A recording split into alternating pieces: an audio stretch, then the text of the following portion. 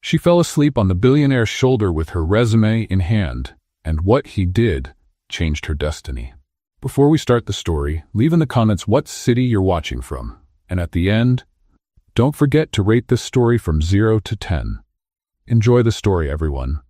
Zoe Hartman was running late. It wasn't the normal kind of late, the kind you can fix with a quick jog and a sheepish smile. It was the catastrophic, apocalyptic kind of late, the kind that makes you question every decision you've made in your life up to that moment. You can do this, Zoe. You always do, even when it doesn't seem like it. She repeated the phrase, looking at her own reflection in the mirror of the tiny bathroom in her Austin apartment. The apartment that, in 12 hours, would no longer be hers. The cardboard boxes were stacked in the living room. The refrigerator was empty. And the overdue electric bill was shoved under a cushion, because Zoe firmly believed that problems you can't see don't exist. You're smart, you're capable, you're going to nail this interview. Her phone rang. It was her mother. Third call in 15 minutes. Zoe answered while trying to put on mascara with her other hand. Hi, Mom. Are you at the airport yet? Almost. Zoe Marie Hartman. Almost is not an answer. It's an approximate answer. She poked her own eye with the mascara and swallowed the pain. Ow. What happened? Nothing. I'm fine. Everything's under control. Do you have a backup plan? Mom? Because Philadelphia is far away. You don't know anyone there. And what if it doesn't work out?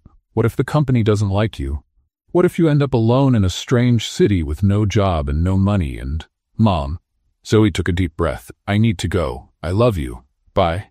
She hung up before her mother could list 17 more catastrophic scenarios.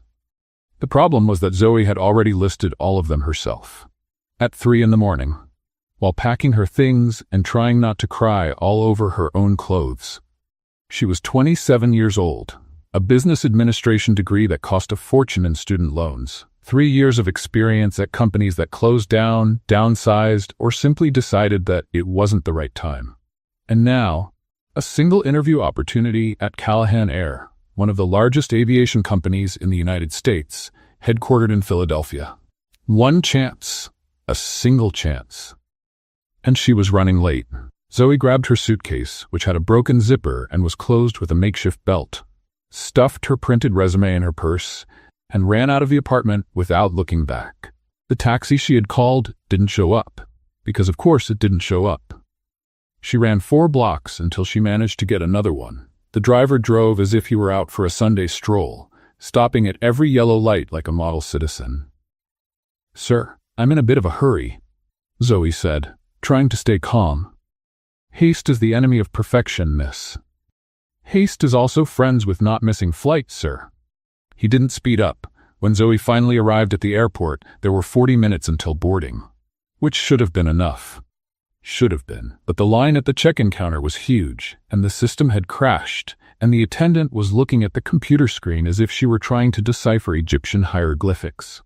Next, Zoe rushed forward out of breath. Hi. Austin to Philadelphia, Zoe Hartman. The attendant typed, frowned, typed some more. That flight closed 3 minutes ago. The world stopped. What? Boarding has ended. You missed the flight, ma'am. No. No. Zoe felt the ground disappear. Please, I have an interview. A job interview. The interview of my life. Tomorrow morning, 9 o'clock Philadelphia. If I don't catch this flight, Her voice failed. The attendant sighed, looked at Zoe.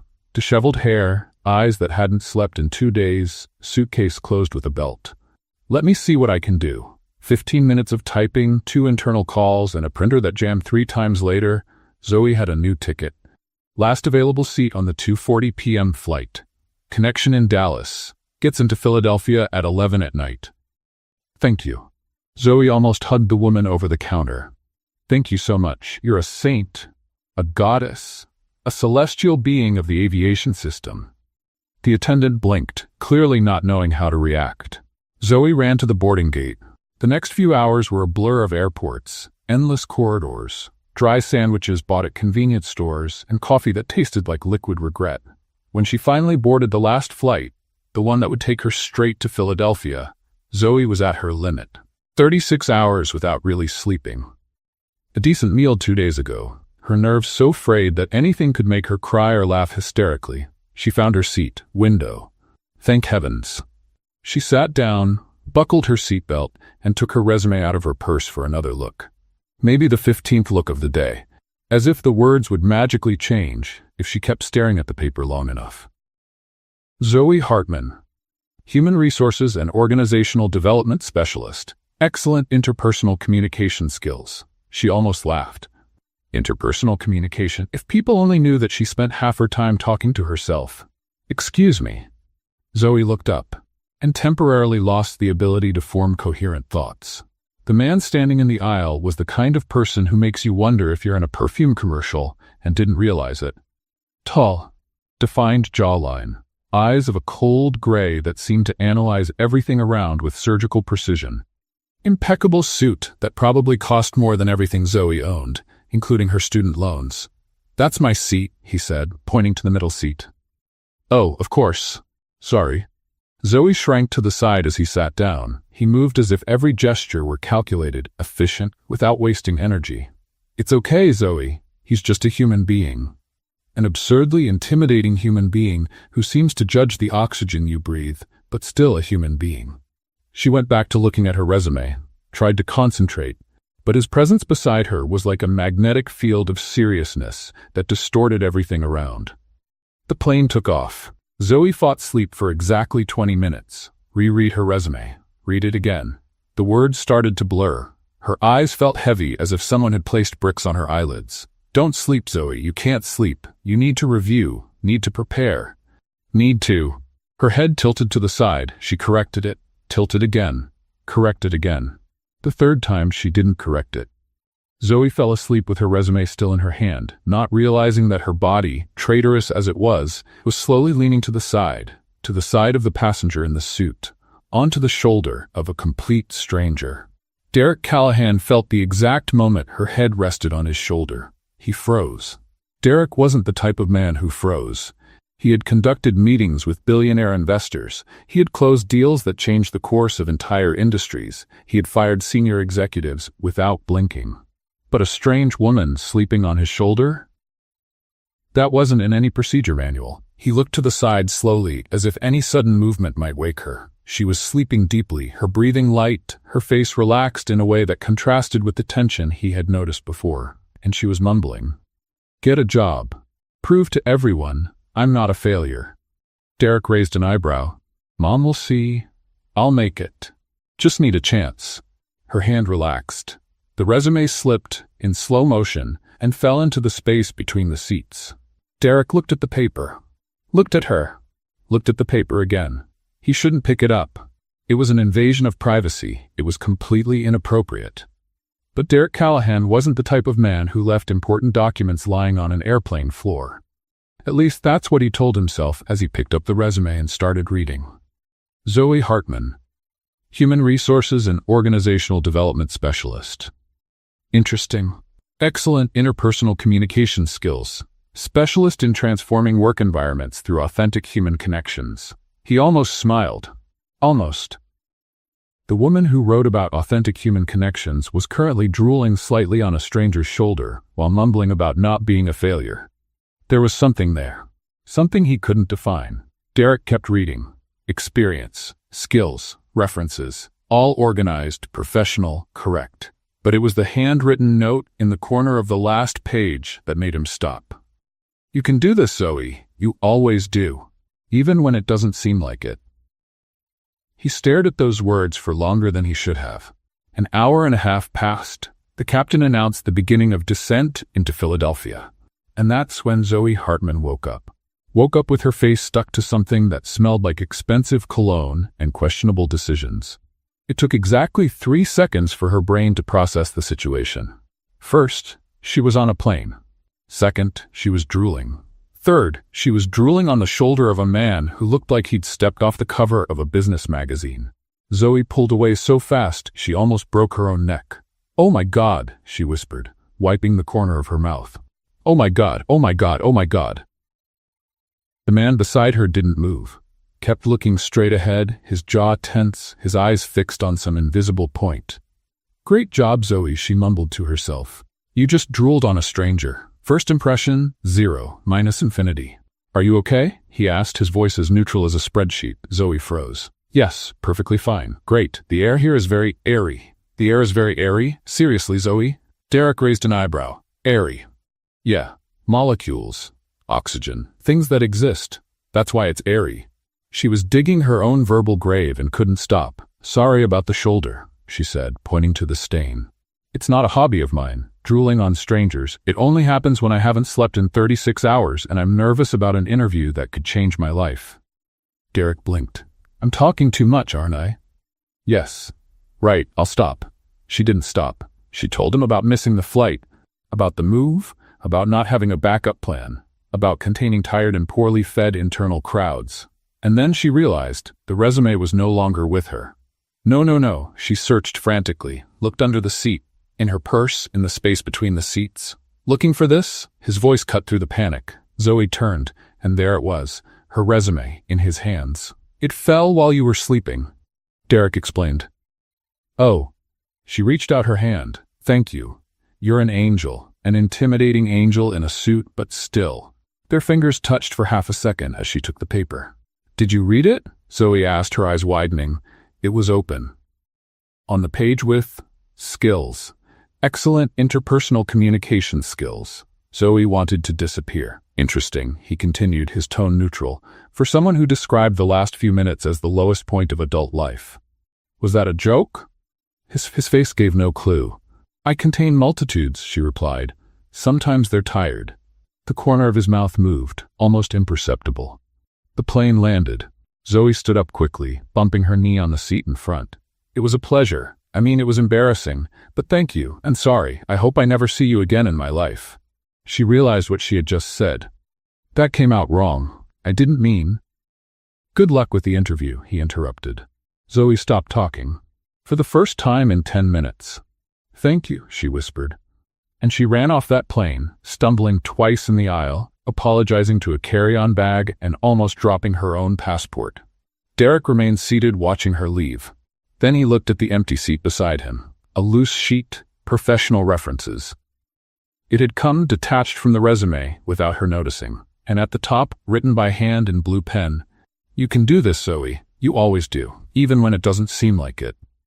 Derek Callahan tucked the sheet into the inside pocket of his jacket. He couldn't explain why. And for a man who had an explanation for absolutely everything, that was disturbing. Deeply disturbing. Derek Callahan's executive car glided through the streets of Philadelphia while he held a sheet of paper as if it were an alien artifact, a sheet of paper with blue pen handwriting, and a name he couldn't get out of his head. To headquarters. Derek told the driver, his eyes still fixed on the handwritten words. You can do this, Zoe. You always do. He should have returned it, should have gotten her attention on the plane, handed over the sheet, and moved on with his perfectly organized life. It was the correct procedure. The logical thing to do. But Derek hadn't done the logical thing, and that irritated him deeply. He picked up his phone and dialed his assistant. Sandra. Mr. Callahan, how was the flight? I need you to investigate someone. He looked at the resume. Zoe Hartman, business administration degree, human resources specialist. Probably lives in Austin or lived there. Check if she has an interview scheduled at any company in Philadelphia tomorrow. Silence on the other end of the line. Sir? Is there a problem, Sandra? No, it's just that you've never asked me to investigate anyone before. At least not like this, without context. Derek frowned. The context is that I'm asking. Of course. I'll check immediately. He hung up. The driver looked in the rearview mirror but had the wisdom not to comment. Derek put the sheet back in the inside pocket of his jacket, for the third time in 10 minutes, as if he needed to confirm it was still there. This is ridiculous, he thought. You're the president of a billion-dollar company. You don't become obsessed with strangers who drool on your shoulder. But the truth was, he wasn't obsessed with the drool. He was obsessed with the words, even when it doesn't seem like it. Who writes that to themselves? What kind of person needs to remind themselves in handwriting that they're capable? The kind of person who's heard the opposite too many times. Derek knew that type well. He was that type. On the other side of the city, Zoe Hartman was having an existential crisis in a public restroom. Not just any restroom. The restroom in the lobby of the Callahan Air building, where she had an interview scheduled for 9 o'clock the next morning. She had arrived in the city, found a cheap little hotel near downtown, and decided, in a decision that now seemed monumentally stupid, to go check out the building the night before. To prepare, to get familiar, to pretend she had some control over her own life. "Okay, Zoe," she said to the mirror, fixing her hair that looked like it had fought with a fan. "You're here. You made it. The worst is over." Her reflection didn't look convinced. "Tomorrow you're going to get in that elevator, go up to the human resources floor and nail it. You'll be confident, professional, articulate." She practiced a smile. She looked like someone having a facial spasm. "Less psychopath," she mumbled, adjusting. "More friendly professional." She tried again. Now she looked like an encyclopedia salesperson from the 1950s. "Okay, let's practice the introduction." She straightened her shoulders. "Good morning, my name is Zoe Hartman, and I'm very happy to be here." Too robotic. "Hi, I'm Zoe. Huge pleasure." Too informal. "Hello, Zoe Hartman. Professional. In human resources." Now she sounded like a robot with processing issues. The restroom door opened. A tall, elegant woman with perfectly aligned dark hair and a suit that probably cost twice Zoe's rent walked in and stopped when she saw the scene. Zoe was frozen in a confident professional position, with a crooked smile on her face and her hands extended as if she were about to hug the air. "I was practicing," Zoe said, slowly lowering her hands. The woman raised a perfectly shaped eyebrow. "Clearly. For an interview, tomorrow, here, in this building." Zoe couldn't stop talking. "Not that I regularly hang out in restrooms practicing. That would be weird. I'm normal. Completely normal." "I'm sure you are," the woman said, her tone icy. She walked to the sink, washed her hands with precise movements, and looked at Zoe through the mirror. "Interview for which department?" "Human resources, organizational development." Something passed through the woman's eyes. Something Zoe couldn't identify. "Interesting." The woman dried her hands. "Good luck then. You'll need it." And she left without looking back. Zoe stood there, her heart racing. Did she say good luck or threatening good luck? She asked the mirror. Because it sounded like a threat. It definitely sounded like a threat. The mirror didn't answer. Great. Even the mirror doesn't support me anymore. Victoria Hale crossed the lobby with calculated steps, her phone already at her ear. "Sandra, it's me. What did Derek ask you to do?" The assistant hesitated on the other end. "Miss Hale, I don't know if—" "Sandra." Victoria stopped near the executive elevator. "I'm the executive director of this company. Everything that happens here goes through me." Silence. "He asked me to investigate a candidate, Zoe Hartman." Victoria felt something tighten in her chest. It wasn't concern, it was survival instinct. Why? He didn't say, just asked for information about her. He seemed interested. Interested. Derek Callahan didn't get interested in people. He got interested in numbers, contracts, profit margins, not in unknown candidates who practiced interviews in restrooms. "I see. Thank you, Sandra." Victoria hung up. The elevator arrived. She got in, alone, and observed her reflection in the mirrored doors. She had worked 10 years to get where she was. 10 years building her position, her influence, her indispensability. Derek depended on her for everything. Decisions, strategies, even to remember to eat during long meetings. She was the pillar, the constant, the only person he really needed. And now he was interested in a stranger. The doors closed. Victoria smiled at her reflection, a smile that didn't reach her eyes. "Zoe Hartman," she murmured. "Let's see how long you last." At the cheap hotel on the other side of the city, Zoe was lying on the bed, staring at the stained ceiling. "You can do this," she whispered. "You always do." But the voice in her head, the one that always appeared at the worst moments, whispered back, "What if this time you can't?" Zoe closed her eyes. Tomorrow would be the most important day of her life. She just didn't know that the man whose shoulder she had drooled on was the owner of the company where she would be interviewing. And that someone was already planning to make sure she never succeeded. The next morning at 8:47, the elevator stopped on the 41st floor, and Zoe was absolutely certain she was about to faint. She wasn't supposed to be there. The original interview was on the 12th floor, Human Resources Department, with a manager named Patricia. 9 in the morning. Everything organized, everything planned, everything under control. until the receptionist in the lobby called her by name and said the most terrifying words Zoe had ever heard. "Miss Hartman, there's been a change. Mr. Callahan wants to see you personally." 41st floor. Callahan, the owner of the company, the president, the man whose name was in gold letters on the building's facade. Zoe spent the last 45 seconds in the elevator trying not to hyperventilate. "It's okay," she whispered to herself. "Maybe it's protocol. Maybe he does this with all candidates. Maybe." The doors opened, and Zoe saw the most intimidating room of her entire existence. Glass walls, panoramic view of Philadelphia, a mahogany desk that probably cost more than all the furniture she had ever owned in her life combined. And behind that desk, no, the man from the plane, the man from the shoulder, the man she had drooled on less than 24 hours ago was sitting there, looking at her with those gray eyes that seemed to x-ray her soul. "Miss Hartman," he said, "come in." Zoe took a step. Her legs felt like they were made of expired gelatin. "You," she blurted out before she could control herself. Derek raised an eyebrow. "Me? You're Derek Callahan, president of Callahan Air." He indicated the chair in front of the desk. "Sit down.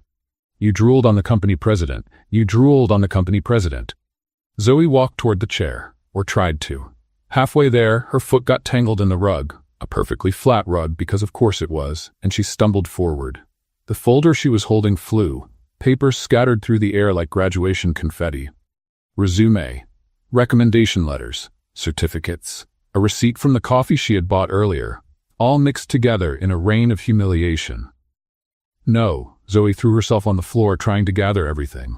No. Derek stood up. "Let me help." "You don't need to. Everything's under control." Clearly it wasn't. Derek crouched down and began collecting the papers with mechanical, precise movements, as if he were organizing a file and not salvaging the mortal remains of Zoe's dignity. "Here," he said, extending a sheet. Zoe took it without looking. "Thank you. That's the menu from the ground floor restaurant." She looked. It really was. "Why do you have a restaurant menu?" "I don't. It was in your folder." Zoe closed her eyes for a second. "I grabbed it by mistake. Last night, when I came to check out the building, I thought it was an informational brochure.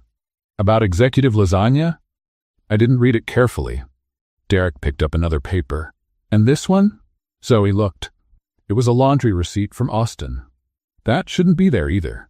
Interesting organizational system. It's a system based on panic and hope. The corner of Derek's mouth moved, almost imperceptibly.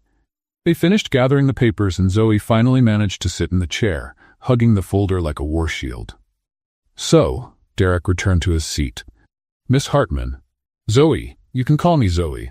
I mean, Miss Hartman works too, whatever you prefer. I answer to practically anything at this point." "Zoe." He tested the name as if it were a word in another language. "Do you know why you're here?" "Honestly, I have no idea. My interview was on the 12th floor with Patricia. I canceled it. You canceled my interview and rescheduled it with me." Zoe blinked. "Why?" Derek hesitated. It was the first time she had seen him hesitate at anything. "Your resume interested me. My resume that fell on your shoulder while I was drooling?" "The same one. That's very strange. I agree." Silence. "But here we are," he continued. "Here we are," Zoe repeated, "in a professional meeting based on drool and dropped documents." Derek cleared his throat. "Let's begin. Tell me about your experience." Zoe took a deep breath. Professionalism. It was time for professionalism. "I worked 3 years in organizational development. My specialty is creating connections between teams and improving work environments through effective communication and—" "That's on the resume," Derek interrupted. "Tell me something that isn't." Zoe stopped. "What do you mean? Why do you want this job?" "The truth, not the rehearsed answer." She opened her mouth to give the rehearsed answer. The answer about professional growth and alignment of values and development opportunities. But something in his eyes made her stop. He really wanted to know. "Because I need to," Zoe said, her voice lower. "I have overdue bills, student loans. My last job closed 4 months ago. The one before that cut my entire department." She swallowed. "I'm good at what I do. I know I am. But it seems like no matter how hard I try, things keep falling apart, and I need a chance, a real chance." The office fell silent. Derek observed her for a long moment. You wrote a message to yourself, he said, in the corner of your resume. Zoe felt her face burn. You read that? You can do this, Zoe. You always do. That was private? It was on the document, in a corner, in small handwriting. She sank into the chair. This is very embarrassing. Why? Because normal people don't need to write motivational reminders to themselves. Normal people, Derek said slowly, usually don't get where they want to go. Zoe looked up. He was looking at her differently.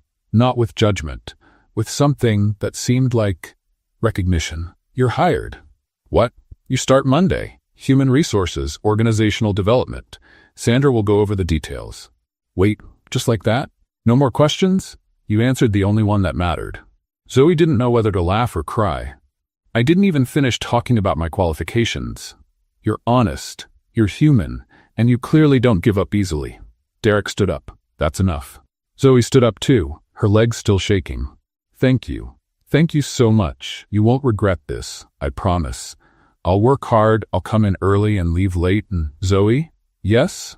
You're talking too much again. Right, sorry, stopping. She turned to leave, and that's when she saw her, a woman standing in the doorway. Tall, elegant, dark hair perfectly aligned, the woman from the restroom. And she was looking at Zoe as if she were already planning her funeral. The following Monday, Zoe arrived at work 40 minutes early with a coffee in hand and hope in her heart. By Friday, she would arrive home at 11 at night, without coffee, without hope, and with serious doubts about her own mental capabilities. But she didn't know that yet. Good morning, Zoe greeted the receptionist on the 12th floor with her best smile. First day, Zoe Hartman, Organizational Development. The receptionist looked at her as if she were a stain on the carpet. Your desk is the third on the left. Miss Hale left instructions. Miss Hale, the woman from the restroom, the woman with the killer look. The woman who, Zoe discovered that morning, was none other than the company's executive director and Derek Callahan's right hand. Wonderful, Zoe thought. The person who hates me is basically second in command. She found her desk, a tiny cubicle squeezed between the copier and a plant that appeared to be in terminal condition, and sat down. There was an envelope on top of the keyboard. Welcome to the team. Following are the tasks for the first day. VH. Zoe opened it and swallowed hard. The list had 17 items. 17. For a first day.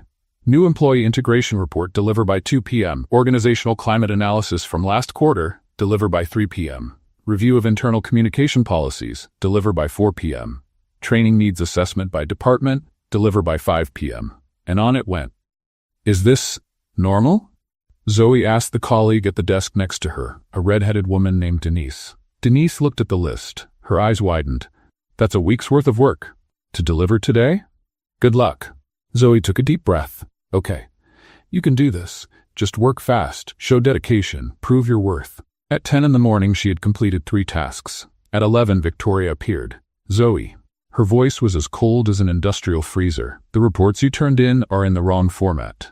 Wrong format? They need to be in spreadsheet form, not text document. But the instructions said text document. Victoria smiled, the kind of smile that doesn't reach the eyes. The instructions were updated this morning. Didn't you get the memo? I didn't. Too bad. Redo everything. And we have an urgent print job. 300 copies of the procedures manual. Needed yesterday. 300? Is there a problem? Zoe forced a smile. None. She spent the next hour in the copy room, feeding the printer as if her life depended on it. Which, considering the overdue bills, wasn't far from the truth. At copy number 247, the printer jammed. No, Zoe whispered. No, please. She opened the cover. Paper stuck. Tried to pull it. The paper tore. You've got to be kidding me. 15 minutes and 2 paper cuts later, she managed to unjam the machine. At 1:45 p.m., Zoe ran down the hallway carrying 300 copies stacked up to her chin. She didn't see the coffee cart. The coffee cart saw her. The impact was cinematic. Papers flew. Coffee splashed. Zoe went to the floor in slow motion, trying to save as many documents as possible while falling. Ow, she groaned, lying on the carpet, covered in manuals and dripping coffee. Zoe? She turned her head. Derek Callahan was standing in the hallway, looking at the scene with an expression that mixed confusion and something that could be concern. Hi, she said, still on the floor. Everything's under control. You're covered in coffee. It's a look. I'm trying something new. He crouched down and extended his hand. Zoe accepted, feeling her face burn as he helped her up. What happened? Derek asked. I was delivering the copies Victoria asked for. 300 copies of the procedures manual. Derek frowned. That manual was digitized 2 years ago. Nobody uses the printed version. Zoe blinked. What? It's all in the internal system. 300 copies are unnecessary. She looked at the pile of coffee-stained papers scattered on the floor. 3 hours of work for nothing. Oh, was all she could say. Derek observed her for a moment. Is everything okay with you in the department? Yes, the answer came out too automatic, too high-pitched. Great, everything's great. Just first-day adjustments. He didn't look convinced. If you have any problems. There aren't any. No problems. Zero problems. Zoe started gathering the papers. Quiet. I just need to clean this up and get back to the reports that need to be redone because they were in the wrong format, which was actually the right format, but it was updated without me knowing, and... She stopped. Derek was looking at her that way again. The way she couldn't decipher. Zoe. Yes? You're shaking. She looked at her own hands. They were shaking. From exhaustion. From frustration. From something she didn't want to name.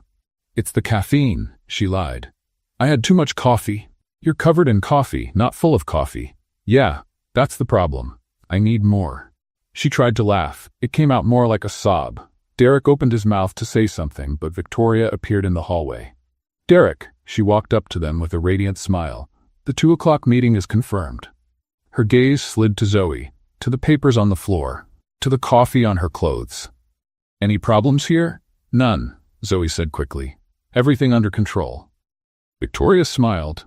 Great, because I still need those reformatted reports. By 3, remember? I remember. Wonderful. She guided Derek down the hallway and he looked back once before disappearing into the conference room.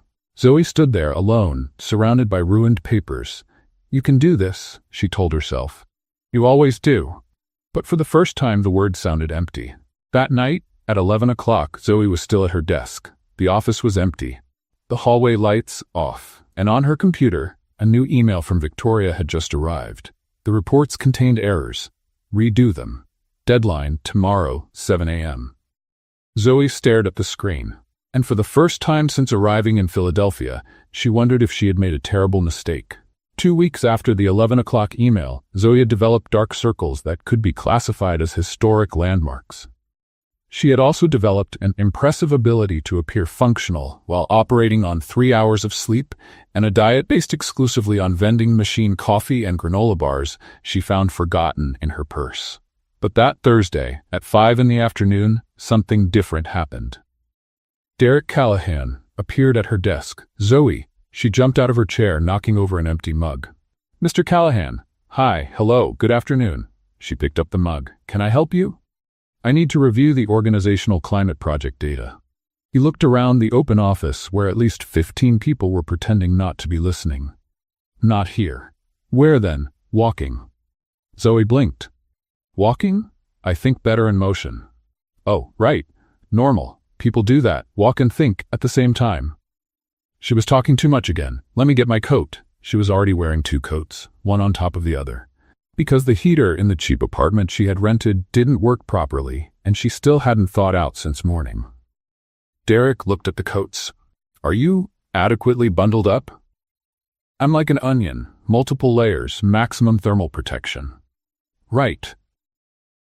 They walked to the elevator in silence. Zoe felt the stares of all her colleagues on her back, and one specific stare coming from Victoria's glass office that burned more than the others.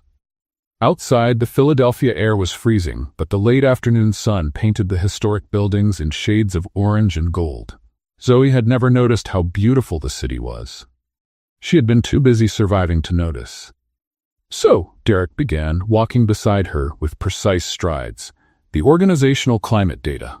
Yes, I finished the analysis yesterday, or early this morning, but who was counting? Satisfaction rates dropped 12% in the last quarter. Why? Communication. People don't feel like they're being heard. Departments work in isolation. Nobody knows what anyone else is doing.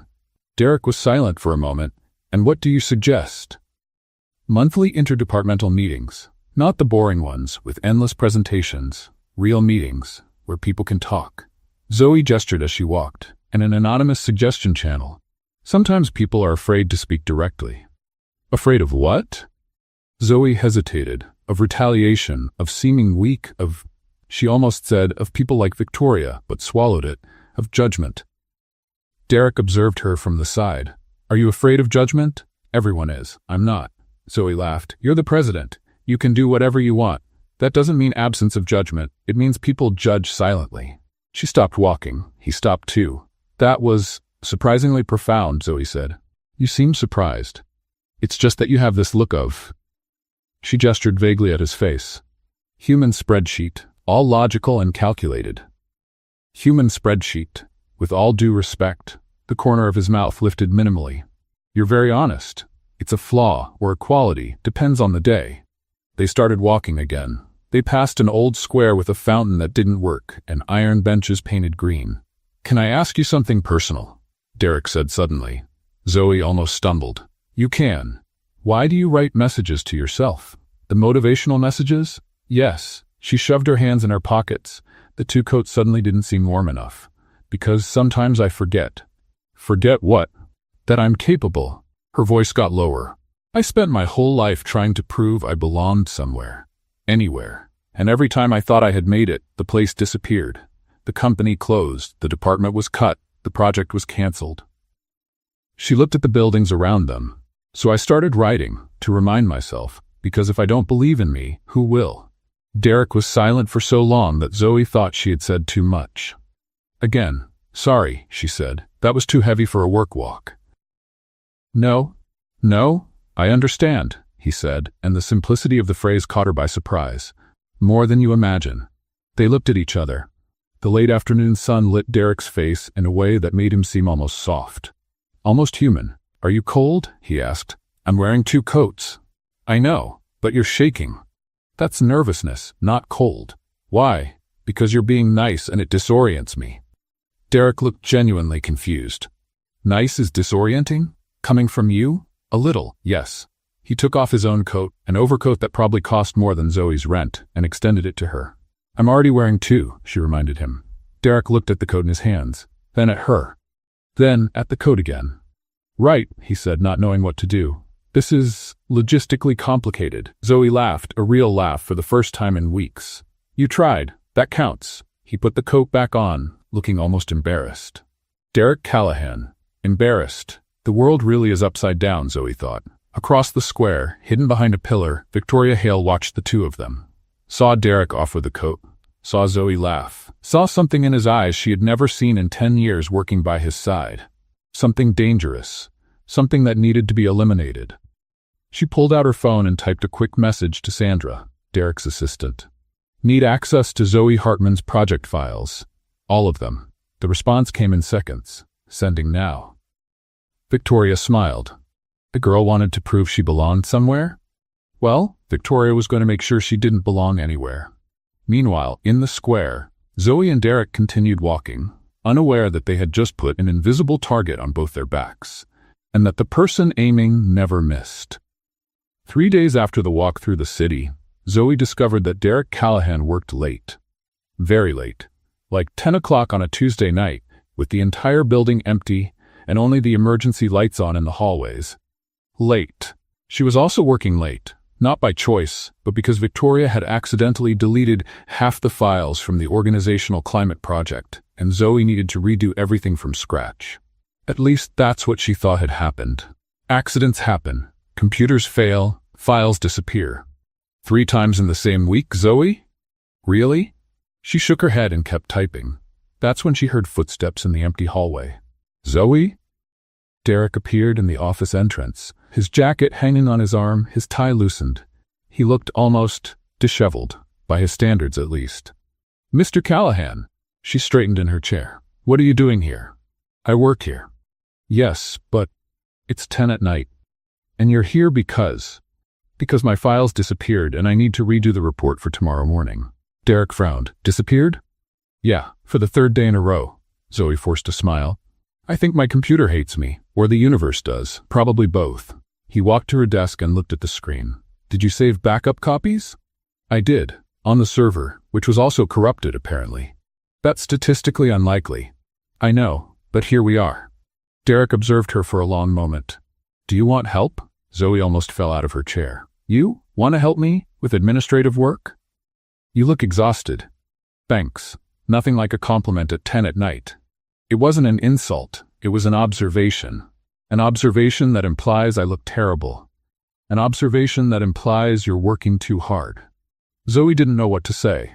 No one had ever cared about how much she was working. Usually they only cared about the result. I can handle it, she said. I know you can. Derek pulled up a chair and sat beside her. But you shouldn't have to handle it alone. Okay, that was unexpectedly sweet. They worked side by side for almost an hour. Derek typed fast, efficient, without wasting a movement. Zoe tried to concentrate on her own work, but it was hard when he was so close she could smell his cologne. The same cologne from the airplane shoulder.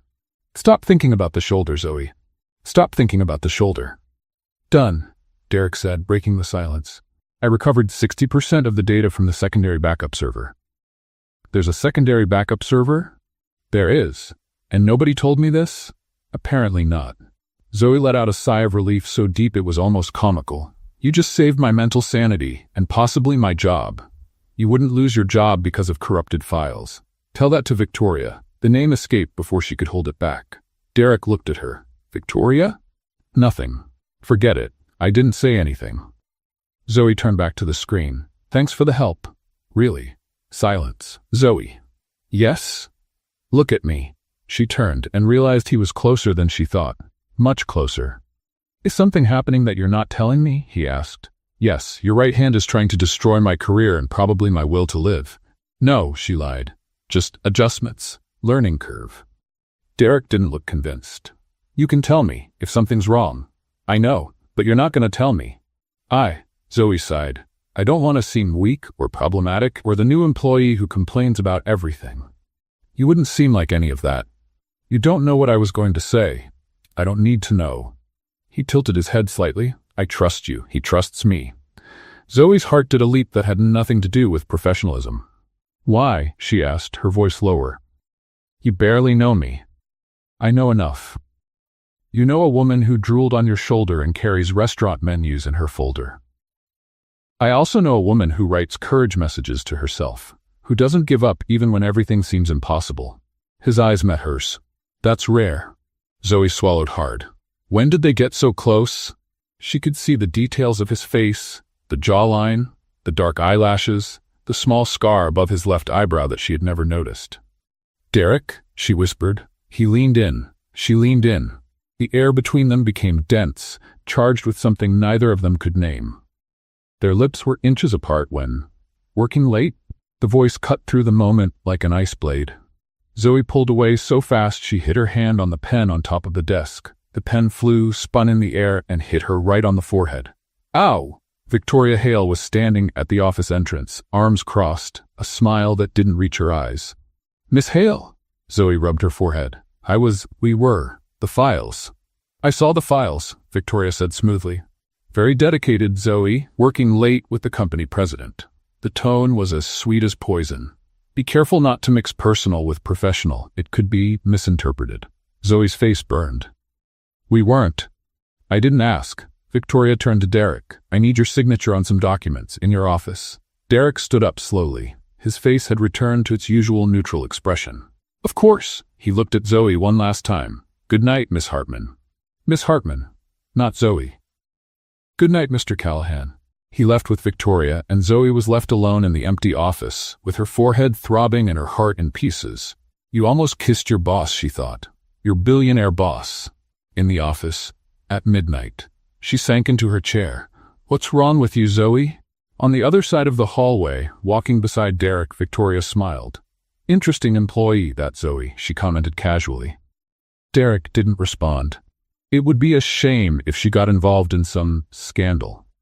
His steps hesitated for half a second, but he kept walking. And Victoria knew exactly what the next step would be. The morning after the almost kiss, Zoe was summoned to an emergency meeting with the executive board. She didn't know what she had done wrong, but with the luck she'd been having lately, it could be anything. From the corrupted files to that time, she confused the men's restroom with the women's on the third floor. "Miss Hartman," Victoria said, standing at the head of the conference table, with a smile that would make a shark look friendly. "We have a proposal for you." Zoe looked around, 7 board members. Derek sitting in the corner, his face unreadable, and Victoria, radiating the energy of a predator about to strike. "A proposal?" Zoe repeated. "The internal communication restructuring project." Victoria slid a folder across the table. "We want you to lead it," Zoe blinked. "Me?" "You've demonstrated impressive potential in the last few weeks." The words came out of Victoria's mouth like poisoned honey. "The board agrees that you're the ideal person, but I've been here less than a month." "Exactly. Fresh perspective. New eyes." Victoria tilted her head. "Unless you don't feel capable?" The trap was clear. Refusing would mean seeming insecure. Accepting would mean— Zoe looked at Derek. He was looking back, an almost imperceptible crease between his eyebrows. "I accept," Zoe said. Victoria smiled. "Wonderful. The presentation will be in 2 weeks, for the full board and the main investors." 2 weeks? "Is there a problem?" "Yes, this is impossible." "None," Zoe said. "It will be a pleasure." The following 2 weeks were a blur of cold coffee, sleepless nights, and spreadsheets that multiplied like gremlins. Zoe dove into the project with everything she had. Analyzed data, interviewed employees, created charts, redesigned flowcharts. It was the most complex work she had ever done, and someone was sabotaging every step. Numbers she was certain she had checked appeared wrong in the final versions. Important emails disappeared from her inbox. Meetings were scheduled at conflicting times without her being notified. "Denise," Zoe whispered to her colleague on Friday of the first week, "did you send the email with the finance department data?" "I sent it yesterday." "I didn't get it." "It's in your inbox, I'm sure of it." Zoe checked. It wasn't there. Checked the trash, the spam, the archived folders. Nothing. "Maybe it was a system error," Denise said, but she didn't sound convinced. Neither was Zoe. In the second week, Derek appeared at her desk. "Zoe." She looked up. She probably looked like a zombie. A zombie with dark circles and hair that hadn't seen a comb in 2 days. "Hi," she said, her voice hoarse. "Are you okay?" "I'm great." "Why?" "Because you're wearing your shirt inside out." Zoe looked down. The label was clearly visible at the neckline. "This is a fashion choice," she lied. "It's trendy. Textile deconstruction." "Textile deconstruction. It's a thing, I swear." Derek pulled up a chair and sat down. "How's the project going?" "Fantastic. Wonderful. Totally under control." Zoe. "Okay. It's a disaster." She sank into her chair. "The numbers don't add up. Emails disappear. And I think the printer on the 3rd floor is possessed because it only jams when I'm near it." Derek was silent for a moment. "You need help." "I can handle myself." "I know you can, but you don't have to." Zoe looked at him. He seemed genuinely concerned. In his way, in the robotic and awkward way that was strangely charming. "I could," Derek began, clearly uncomfortable. "Offer. Support." "Support?" "Emotional, if necessary." Zoe almost laughed. "Are you offering emotional support?" "I'm trying." "How does this work? Do you have a manual?" "I don't have a manual." He frowned. "Should there be a manual?" "No, I just—" Zoe shook her head. "You're adorable." Derek looked shocked. "Adorable?" In a strange and confusing way. Awkward silence. Awkward silence. "I researched motivational phrases," he said finally. "You researched?"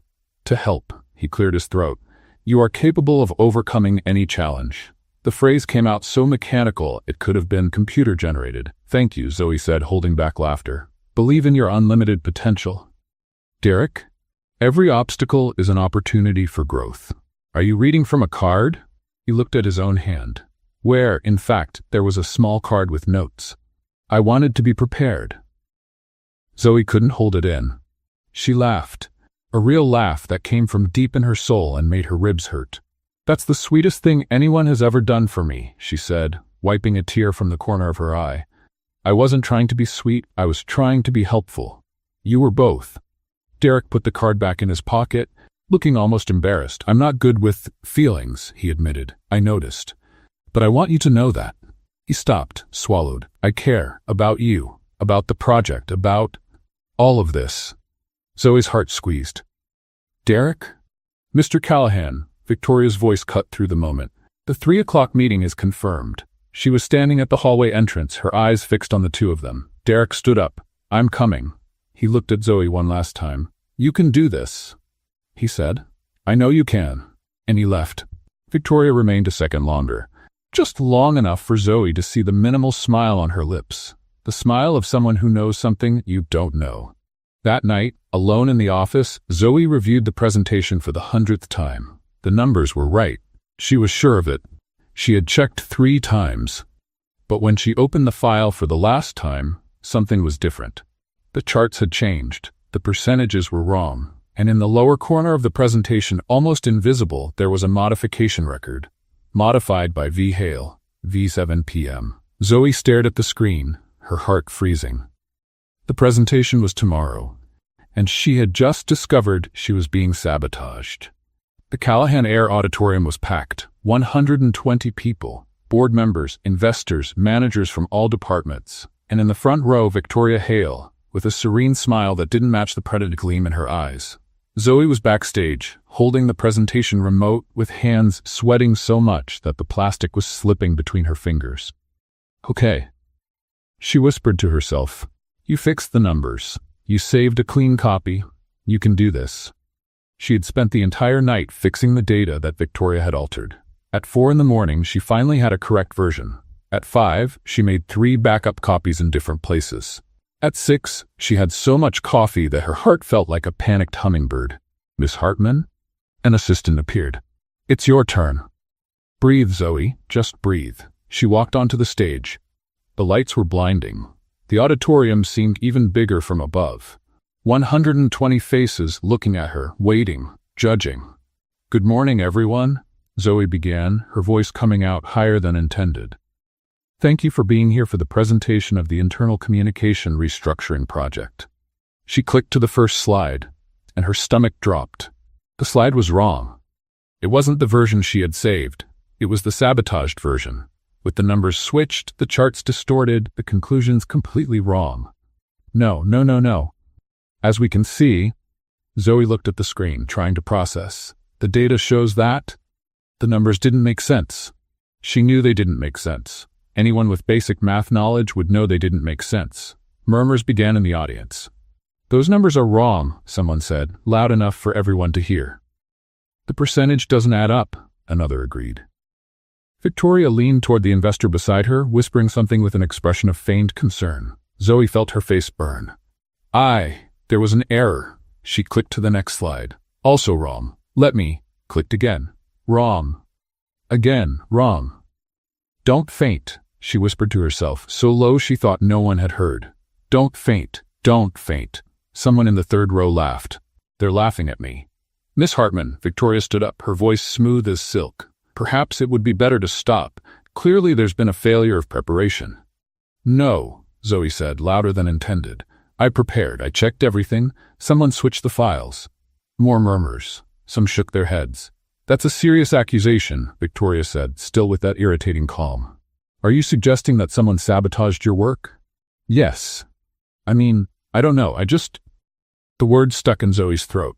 She looked at the audience, saw the disbelief on their faces, the pity, the judgment. "You failed, in front of everyone, like always." Her eyes burned. She wasn't going to cry. She couldn't cry. "Not there. I have the correct version," she tried. "On my computer, if you give me a few minutes." "I think we've seen enough," one of the investors said, standing up. "Please," Zoe whispered. No one heard her. Or almost no one. "Sit down." The voice cut through the auditorium like lightning. Zoe turned her head. Derek Callahan was standing in the middle of the audience with an expression she had never seen before. It wasn't the usual neutrality. It was something more intense, more dangerous. "Derek," Victoria said, her smile faltering for the first time. "I didn't ask what you think." He walked down the center aisle, climbing the stage stairs. "Sit down, everyone." People sat. Derek stopped beside Zoe. She was shaking. He could see it. "It's okay," he said quietly, "just for her." "I saw." "Saw what?" He didn't answer. He turned to the audience. "For the last 10 minutes, you watched an employee be humiliated for mistakes she didn't make." His voice was calm, but carried a weight that silenced even the murmurs. "I'd like to show you something." He pulled a flash drive from his pocket and connected it to the auditorium computer. On the screen appeared a system log. "These are the modification logs from the company server," Derek explained. At 11:47 p.m. last night, Miss Hartman's presentation files were modified. He clicked. The user responsible for the modification was V. Hale. The silence in the auditorium was absolute. Victoria stood up. "This is absurd, I never—" "Here are the emails you redirected away from her inbox," Derek continued, clicking to the next slide. "And here, the original reports that you altered in her first week." Another click. "And here, the instructions you changed without notifying her, causing the delays for which you blamed her in private meetings." Zoe was frozen. He knew. All this time, he knew. "Derek," Victoria took a step forward, the mask finally falling. "You can't be serious. I built this company by your side for 10 years. And for the last 2 months, you tried to destroy an employee because you felt threatened." His eyes were cold. "This ends now. She's just a nobody. A girl you met on a plane. She's the most honest person who's ever walked into this company." Derek looked at Zoe. "And you tried to break her because you can't stand that someone is genuine in a world you made toxic." Victoria opened her mouth, closed it, opened it again. "You're going to regret this," she said finally. "I doubt it." 2 security guards appeared at the side doors of the auditorium. Victoria looked at them, then at Derek, then at Zoe. "This isn't over," she hissed, and she left, escorted, leaving behind a deafening silence. Derek turned to the audience. "The presentation will be rescheduled for next week, with the correct data. Dismissed." People began to leave, murmuring among themselves, looking at Zoe with expressions ranging from shock to admiration. When the auditorium finally emptied, Zoe was still standing on the stage, shaking. "You knew," she whispered. "All this time." "I suspected," Derek said. "I needed proof. Why didn't you tell me?" He was silent for a moment. "Because I needed it to be public, so no one would doubt you." Zoe felt the tears finally escape. "Thank you," she whispered. Derek reached out and, with a gentleness she didn't expect from him, wiped a tear from her face. "You did it, Zoe," he said, "like you always do." And for the first time, she believed it. 48 hours after the scandal in the auditorium, Victoria Hale returned to the building. No one expected this. Everyone thought she had disappeared forever, swallowed by shame and lawyers. But there she was, at 9 in the morning on a Wednesday, crossing the lobby as if she still owned the place. And she was heading straight for the board meeting room. "She's lost her mind," Denise whispered to Zoe, who had stopped in the middle of the hallway, paralyzed. "What does she think she's doing?" Zoe didn't respond. She just watched Victoria disappear behind the glass doors. 10 minutes later, a message arrived on every computer in the company. "Extraordinary meeting. All employees, main auditorium, immediately." The auditorium was even more packed than on the day of the disastrous presentation. Employees from all floors squeezed into the chairs and aisles. The air was charged with tension and curiosity. Zoe found a spot in the back, trying to stay invisible. It didn't work. "That's her," someone whispered. "The girl from the presentation." "The one who almost fainted?" "The one Derek defended." Zoe wanted to crawl under her chair. The side doors opened and Victoria walked onto the stage, followed by 2 board members who looked deeply uncomfortable. "Thank you all for coming," Victoria began, her voice controlled, her smile sharp. "I know the last few days have been confusing, and I'm here to clarify some misunderstandings." Murmurs in the audience. "What happened at the presentation 2 days ago was regrettable," she continued, "but the narrative that spread doesn't match reality." Zoe felt her stomach sink. "The truth is, I was the victim of a setup." Victoria looked directly at where Zoe was sitting. A setup orchestrated by an ambitious employee who used questionable methods to get close to the president of this company. The silence in the auditorium was deafening. "Zoe Hartman wasn't hired on merit," Victoria said, each word loaded with venom. "She was hired because she seduced Derek Callahan. And when I discovered the truth and tried to protect this company, she manipulated the evidence to incriminate me." "That's a lie." The voice came out of Zoe's throat before she could control it. All heads turned. "Ah, Miss Hartman," Victoria smiled. "Want to defend yourself? Please, tell everyone how you met Mr. Callahan. On a plane, wasn't it? How convenient." Zoe stood up, her legs shaking. I met him on a plane because it was the only available seat. I was going to an interview. A normal interview. For a normal job. And you ended up sleeping on the shoulder of the president of a billion-dollar company. Very convenient indeed. Nervous laughter in the audience. That was an accident. Of course it was. Victoria crossed her arms. Just like all the moments you spent together afterward. The walks through the city, the nights in the office, everything. Accidents. Zoe felt her face burn. None of that is what you're insinuating. Then explain to me, why would the president of Callahan Air publicly defend a basic-level employee he's known for less than 2 months? Victoria approached the microphone. Unless there's something more. The auditorium exploded in whispers. Zoe opened her mouth, but no words came out. The tears burned in her eyes. The humiliation was worse than anything Victoria had done before. Enough. The voice cut through the chaos like a blade. Derek Callahan was standing at the side entrance of the auditorium. No one had seen him enter. Derek, Victoria said, her smile wavering. How good that. I said enough. He walked down the center aisle. Each step echoed in the silence. When he reached the stage, he didn't go up. He stood in the center of the auditorium, where everyone could see him. Victoria is right about one thing, he said, his voice clear. I defended Zoe Hartman publicly, and I'm going to explain why. The audience held its breath. It wasn't because she seduced me. His eyes met Zoe's for a second. It was because she saved this company. Confused murmurs. In the last 2 months, while Victoria sabotaged her work, Zoe identified communication failures that were costing millions in lost productivity. While she had impossible deadlines and corrupted files, she interviewed employees from all departments and discovered problems that had existed for years. Derek looked at the audience. Problems that no one had the courage to report because they were afraid. The silence now was different, heavy with recognition. Afraid of people like Victoria, Derek continued, who turned this company into a place where honesty is punished and loyalty is confused with submission. This is ridiculous. Victoria took a step forward. You're destroying your reputation because of an honest person, Derek interrupted. Something you never were. Victoria opened her mouth, closed it. Her face was red with fury. You're going to regret this, she hissed. You're both going to regret this. I already have regrets, Derek said calmly, that I took so long to see who you really are. 2 security guards appeared again at the doors. Victoria looked around, searching for allies. She found none. This isn't over, she said. For you, it is. She was escorted out for the 2nd time in 2 days. But this time, when the doors closed behind her, something changed in the air. Someone started clapping. Then another, and another. In seconds, the entire auditorium was on its feet, applauding. Zoe couldn't move. The tears finally escaped, running down her face without her being able to stop them. Derek walked up to her. Are you okay? He asked quietly. I don't know, she whispered. I think so.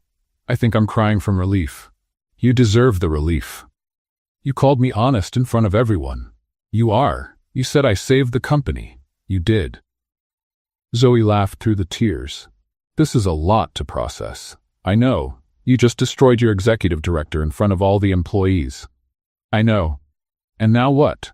Derek looked around. Employees were still applauding. Some were laughing. Others were imitating Victoria's shocked face when she was escorted out. A man from finance had even stiffened his jaw and raised his nose in a frighteningly accurate way. Now, Derek said, turning back to look at Zoe, we rebuild. She wiped her face. Together? He almost smiled. Together. That night, alone in her apartment, Zoe looked at herself in the mirror. For the first time in a long time, she didn't need to convince herself of anything. She already knew. You did it, Zoe. And this time, she finally believed it. 1 week after Victoria was escorted out for the last time, Zoe discovered the rooftop. It wasn't just any rooftop. It was the rooftop on the 45th floor, 4 floors above Derek's office, accessible only by an emergency staircase that no one seemed to use. A forgotten place on top of a building that never forgot anything. Zoe found it by accident, of course. She was looking for the bathroom on the 44th floor. Which apparently didn't exist, and ended up going up the wrong staircase, opening the wrong door, and coming face to face with the most beautiful view of Philadelphia she had ever seen. Since then, she went there every night after work. To breathe, to think, to have those 5 minutes of silence that her noisy mind needed so much.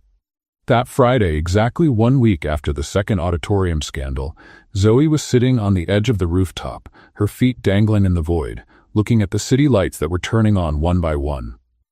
The crisis had passed. Victoria was gone. The internal communication project, the real one, with the correct data, had been successfully presented. The investors had applauded, the board had approved. Zoe should have been happy.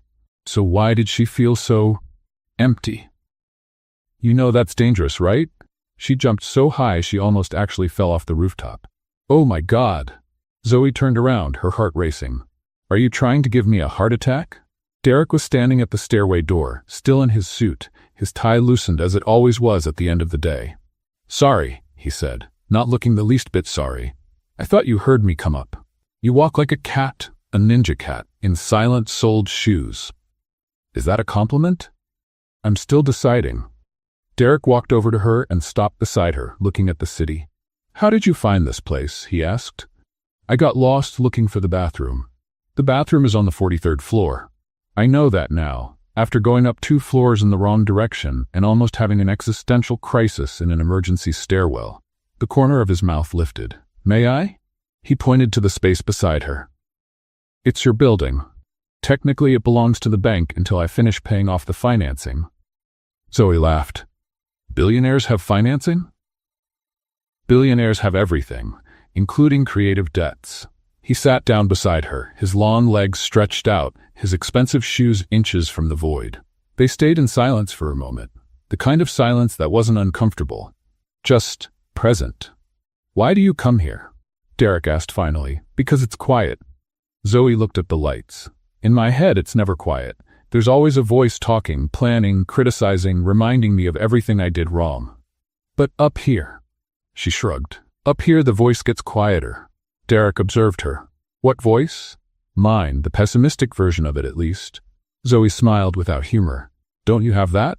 A voice that keeps telling you you're not good enough? I do. Really? Everyone does. You seem so in control all the time, like nothing affects you. Seeming and being are different things. Zoe turned to face him. What does your voice say? Derek was silent for so long she thought he wasn't going to answer. That I'm incapable of connection, he said finally, his voice lower. That I understand numbers and contracts and strategies, but I don't understand people. That I'll spend my whole life surrounded by people and completely alone. Zoe's heart squeezed. Derek, my father was like that, he continued, still looking at the city. Brilliant. Successful, and absolutely incapable of showing affection. He died when I was 16. At the funeral, I couldn't cry. A pause. I thought there was something wrong with me. There isn't. You don't know that. I do know, Zoe said firmly, because I've seen you. I saw you stand up in the middle of an auditorium to defend an employee you barely knew. I saw you keep a little card with motivational phrases in your pocket because you wanted to help me. I saw you wipe a tear from my face with more gentleness than anyone has ever shown me. Derek finally looked at her. That doesn't mean I know how to love. It means you know how to care, and that's halfway there. Silence. The wind blew, bringing the cold night air. Zoe shivered. You're cold, Derek observed. I'm always cold. It's my natural state of existence. He took off his jacket and put it over her shoulders. This time she wasn't wearing 2 coats. Thank you, she whispered. You're welcome. They stayed like that for a moment. The jacket was still warm from his body. It smelled like that cologne she'd known since the plane. Zoe? Yes? Can I tell you something? Her heart sped up. You can. Derek took a deep breath. She had never seen him take a deep breath before speaking. He always seemed so sure, so calculated. I don't know how to do this, he said. Do what? This. He gestured between the two of them. What's happening? What I feel. I don't have the vocabulary for it. I don't have experience. I don't have a manual. You and your manuals. I know. He almost smiled. But it's true. I spent my whole life avoiding connections because I thought I was incapable of them, that it was easier to stay alone than to disappoint someone. Zoe swallowed hard. And now? Now I found you. His eyes met hers.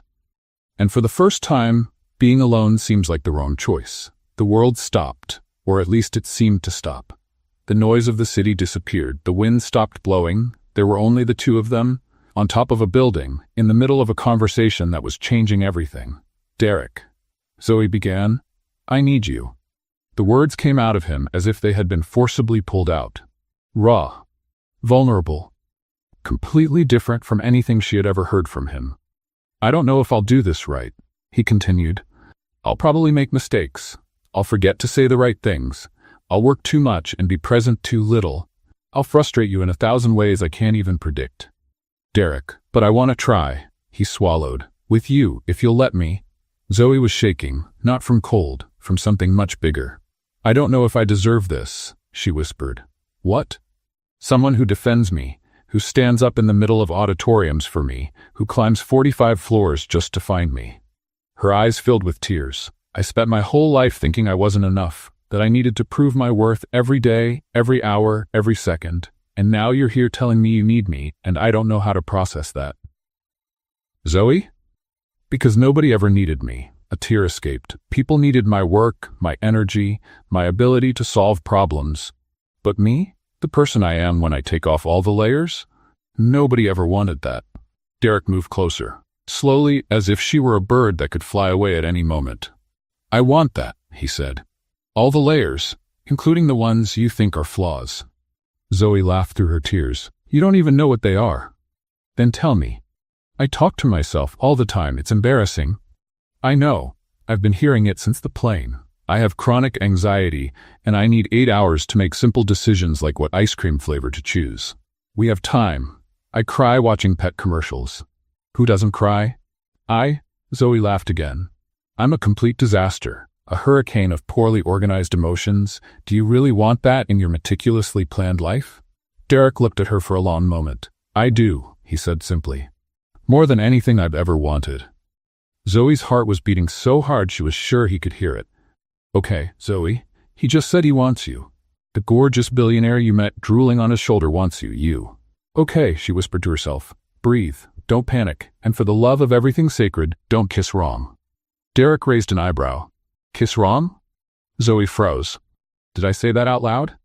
"You did, you heard? Every word." "Is there any possibility of a hole opening up in this rooftop and swallowing me right now?" "Unlikely." "I was afraid of that." Derek moved closer.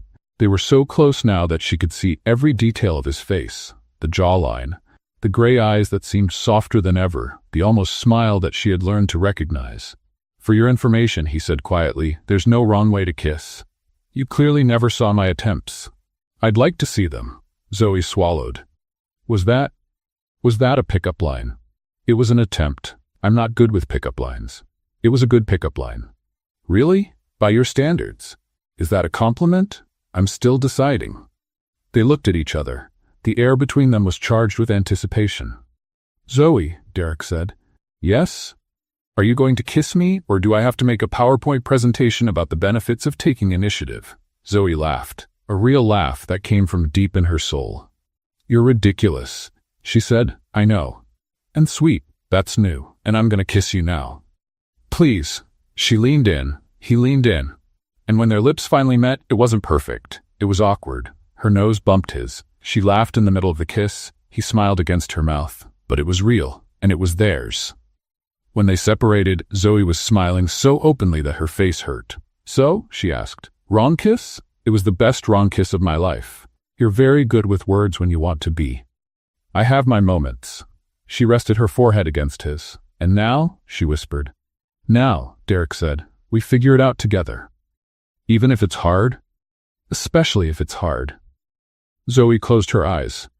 "You did it, Zoe, you always do." But this time, she didn't need to tell herself, because she had someone beside her who believed it too.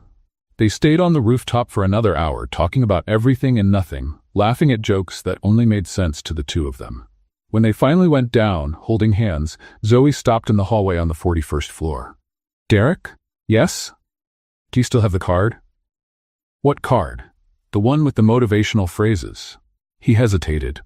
"Maybe." "Can I see it?" Derek reached into the inside pocket of his jacket, the same jacket that was still over Zoe's shoulders, and pulled out a crumpled card that had clearly been handled many times. Zoe read out loud, "You are capable of overcoming any challenge. Believe in your unlimited potential." Every obstacle is an opportunity for growth. She looked at him. You really researched this? At 3 in the morning, on a night when I couldn't sleep because I was worried about you. Her heart melted. Can I keep it? Why? Because it's the most romantic thing anyone has ever done for me, and I want to keep it forever. Derek looked at her for a moment. You can, he said finally, but with one condition. What? You need to teach me how to write better motivational messages, because these clearly came from a generic self-help website. Zoe laughed. Deal.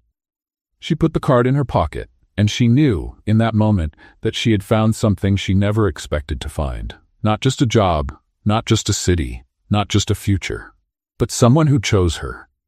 Exactly as she was. That night, when Zoe got home, she found a message on her phone from Derek. Forgot to mention, Monday's board meeting will announce a promotion. You should be there. Zoe stared at the screen. A promotion?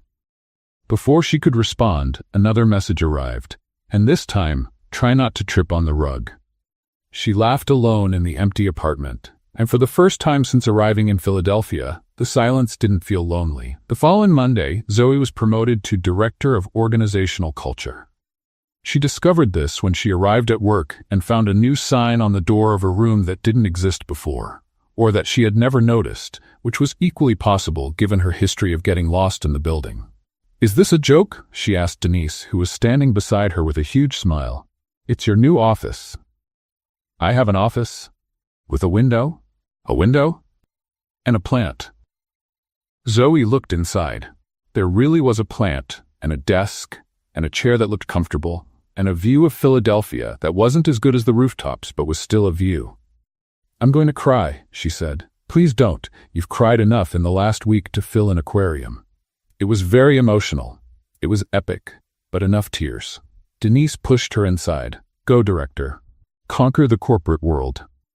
The following months were the strangest and most wonderful of Zoe's life.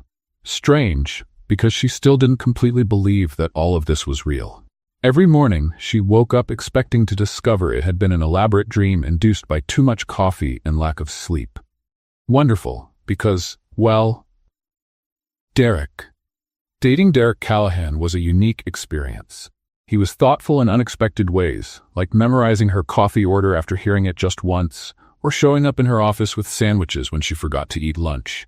But he was also completely lost with other things, like showing affection in public or using words that didn't sound like quarterly reports. I significantly appreciate your presence, he said once in the middle of dinner.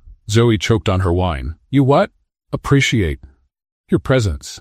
It's pleasant. Derek, that sounds like a performance review. I was trying to be romantic. Try again. He frowned, clearly processing. I enjoy being with you? Better. You're the person I most enjoy being with. See, that wasn't so hard. It was extremely difficult. My palms are sweating.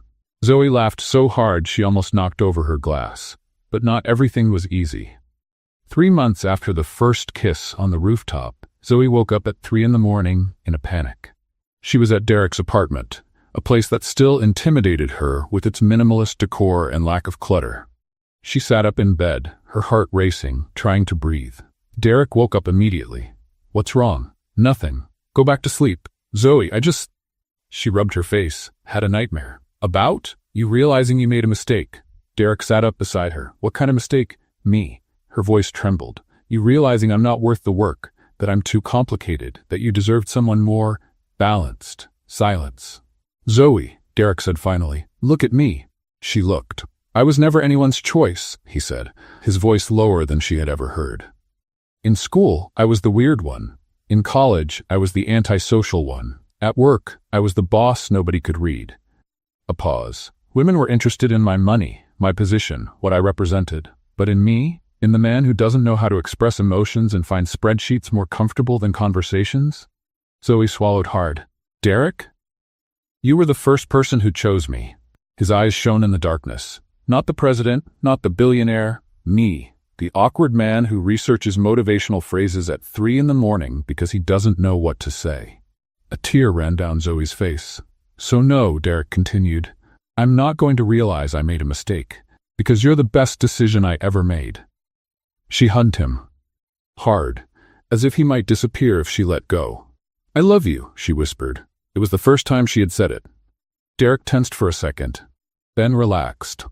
I love you too, he responded, even though I'm still learning what that means. We'll learn together. Together, he agreed. The next morning, Zoe tried to make breakfast in his apartment. It was a disaster. Why do you have a coffee maker that looks like a spaceship control panel? She yelled from the kitchen. Derek appeared in the doorway, still in pajamas. It's an Italian espresso machine. It has 17 buttons. Each one does something different. I just want coffee. Regular coffee. Coffee-colored coffee. The third button from the left. Zoe pressed it. The machine made a noise that sounded like a plane taking off and spit out a liquid that definitely wasn't coffee. This is green, she said. You pressed the cleaning button. Why does the cleaning button have the same color as the coffee button? Derek walked over, took the green cup, poured it in the sink, and pressed the correct button. 30 seconds later, real coffee came out. You could have done that from the beginning, Zoe grumbled. But then I wouldn't have seen you fight with a coffee maker. You're a cruel man. You love me anyway. Unfortunately. He smiled. A real smile, one of those that lit up his whole face. Zoe melted. Okay, she admitted. You're cute when you smile. Only when I smile? Don't ask for too many compliments. Later that day, at Zoe's messy apartment, the complete opposite of Derek's, they tried to make a snack together.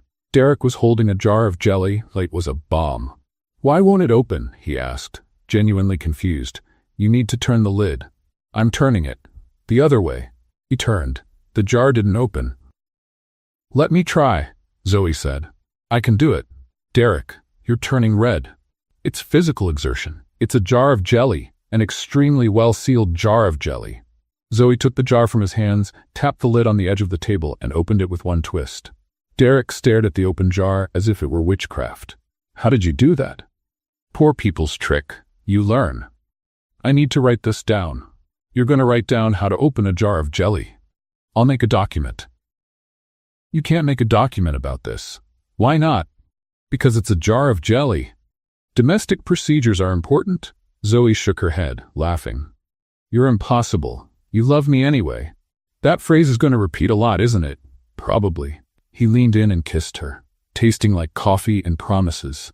When they separated, Zoe was smiling. You know, she said, I think we're going to be okay. I think so too. Even with you not knowing how to open jars? I have other qualities. Like? He thought, I know how to make very good spreadsheets. Zoe laughed. And in that moment, in the messy apartment with open jelly and cold coffee, she knew she had found her place. That night, Derek sent a message. I have a surprise for you. Friday. Wear something nice. Zoe stared at the screen, her heart racing. A surprise? From the man who planned even the way to open jars? This could only mean one thing. Friday arrived like a hurricane of anxiety and waterproof mascara. Zoe had spent the entire week trying to figure out what Derek was planning. She asked directly. He dodged. She tried to bribe Sandra, the assistant. Sandra laughed and said she preferred to keep her job. She seriously considered searching his office, but decided that probably counted as trespassing, even as his girlfriend. Wear something nice, she repeated to the mirror for the 100th time. What does something nice mean? Nice casual? Nice formal? Nice as in, we're going to dinner at an expensive place? Or nice as in, we're going to walk around Philadelphia and I'm going to trip on every cobblestone? The mirror didn't answer. Typical. She opted for a navy blue dress she had bought 3 weeks ago and never had the courage to wear. It was elegant without being excessive, comfortable enough to walk in, and it matched Derek's eyes. Not that she was thinking about that when she bought it. Okay, she was totally thinking about that. At 7 at night, Derek appeared at her apartment door, and Zoe forgot how to breathe. He was wearing a different suit than usual, not corporate gray, dark blue, almost matching her dress. His hair was slightly less perfect than normal, as if he had run his hand through it several times out of nervousness. Derek Callahan nervous. The universe was clearly collapsing. Hi, he said. Hi, she replied. Silence. You look beautiful, he said. You too, I mean handsome, in the masculine form. Although beautiful would work too if you wanted. I'm not judging, it's 2024, people can be whatever they want. Derek raised an eyebrow. You're nervous. You're nervous? Why? Just because you sent a mysterious message about a surprise and asked me to wear something nice, and now you're at my door looking like you stepped out of a photo shoot. Why would I be nervous? I'm nervous too. Zoe stopped talking. You are? Extremely. Oh, she breathed. That actually makes me feel better. I'm glad to help. He extended his hand. Shall we? The car took them to a part of Philadelphia that Zoe recognized immediately. The square. The fountain that didn't work. The iron benches painted green. The place where they had walked for the first time months ago, when Derek tried to offer his coat and she was already wearing two. You brought me here, she whispered. This is where I realized, Derek said. Realized what? That I was completely lost. Zoe turned to look at him. In the good way, he added. Lost in you. In the way you talk. In the way you laugh at your own jokes. In the way you shake when you're nervous, but won't admit it. I don't shake. You're shaking now. It's cold. It's June. Emotional cold. Derek smiled. One of those rare smiles that transformed his entire face. Come, he said. I want to show you something. They walked through the square, the city lights shining around them like a sea of earthly stars. Philadelphia had never seemed so beautiful. Or maybe Zoe had never stopped to really look. Derek guided her to the center of the square, near the silent fountain. Here, he said. Here what? This is where you said you never felt like you belonged anywhere. Zoe swallowed hard. She remembered that conversation. She remembered the pain in her own words. She remembered thinking she was revealing too much to a man she barely knew. I remember, she said quietly. Me too. Derek turned to face her. I think about that conversation every day since then. Why? Because I wanted to tell you something, in that moment. But I couldn't. Zoe's heart was beating so hard it could probably be heard across the city. What did you want to say? Derek took a deep breath. I prepared a speech, he admitted. It's in my pocket. 3 pages, revised 5 times, approved by the legal department because I wanted to make sure there were no contractual ambiguities. You had legal review a romantic speech? I wanted to be sure. Derek, that's ridiculous, I know. I was going to say adorable. Really? In a very strange way, yes. He reached into the inside pocket of his jacket, pulled out a folded paper, looked at it, then looked at Zoe. I'm not going to read it, he said. No. He put the paper away. Because every time I'm with you, everything I plan stops making sense. You mess up my plans. You disorganize my spreadsheets. You make me want to throw all the manuals out the window. Is that good? It's terrifying. He took a step closer. And wonderful. And I've never felt anything like it. Zoe was having trouble breathing. Derek? Let me finish, please. She nodded. I spent my whole life thinking that connection was weakness. That it was safer to stay alone. That no one would ever understand the way my mind works. He swallowed. And then you showed up, sleeping on my shoulder, drooling on my Italian suit, talking to yourself about failure and hope and all the things I felt but never had the courage to admit. A tear ran down Zoe's face. She didn't even try to wipe it. You showed me that vulnerability isn't weakness, Derek continued. That asking for help isn't failure. That loving someone is the bravest thing a person can do. He reached into his other pocket and pulled out a small velvet box. The world stopped. Derek, Zoe whispered. He tried to kneel, and his jacket got caught on his pants. Ow, he muttered, trying to free himself. Wait, this wasn't supposed to happen like this. Zoe started to laugh. She couldn't help it. Don't laugh, Derek said, still struggling with the fabric. Sorry, it's nerves. I rehearsed this 12 times. 12. And in none of them did the jacket get caught. I wasn't wearing this jacket in the rehearsals. Finally, he managed to kneel. His jacket was wrinkled, his hair messy, his expression a mixture of frustration and determination. It was perfect. Zoe Hartman, he said, opening the box. I don't know how to do this right. I'll probably mess up 1,000 times. I'll forget important dates and work too much and say things that sound like reports when they should sound like poetry. Derek? But I love you. In a way I didn't know I was capable of loving, and I want to spend the rest of my life learning to be better. With you, for you. He swallowed. Zoe Hartman, will you? Yes. He stopped. What? Yes. The answer is yes. I didn't even finish asking. You were going to ask if I want to marry you? I was. Then yes. Derek blinked. Just like that, without letting me finish the speech? You already said the important part. Zoe crouched down to his level. The part about loving me, the rest is details. But I rehearsed. Derek? Yes? Shut up and kiss me. He kissed her. It was awkward because he was still kneeling and she was half crouching and neither of them was sure where to put their hands. Zoe lost her balance and almost fell. Derek caught her. They both laughed in the middle of the kiss, and it was perfect. Absolutely, completely, wonderfully perfect. When they finally separated, Zoe was crying and laughing at the same time. Are you okay? Derek asked. I'm great. She looked at the ring, a simple diamond, elegant, exactly her style. You chose this by yourself, with some consultation from Denise. You asked Denise for help? She said if I chose alone, I'd probably buy something that looks like a spreadsheet. Zoe laughed. She's not wrong. Derek put the ring on her finger. It fit perfectly. You figured out my size? Zoe asked. I may have measured your finger while you were sleeping. That's creepy. I prefer the term strategic. You're impossible. You're going to marry me anyway. I am. She looked at the ring on her own finger, then at him. I'm going to marry you. They stood up, hands intertwined, under the lights of Philadelphia. You know, Zoe said, when I fell asleep on your shoulder on that plane, I thought it was the worst moment of my life. And now?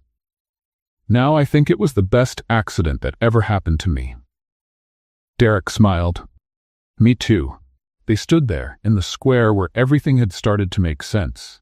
Two disasters who had somehow found each other and decided to be disasters together. And while the lights of Philadelphia shone around them, Zoe whispered to herself, from a lifetime's habit, You did it, Zoe. You finally did it. Derek heard. I know, he said. I always knew you would. And for the first time, she didn't need to convince herself of anything, because she finally belonged to someone, and to herself. What did you think of the story of Zoe?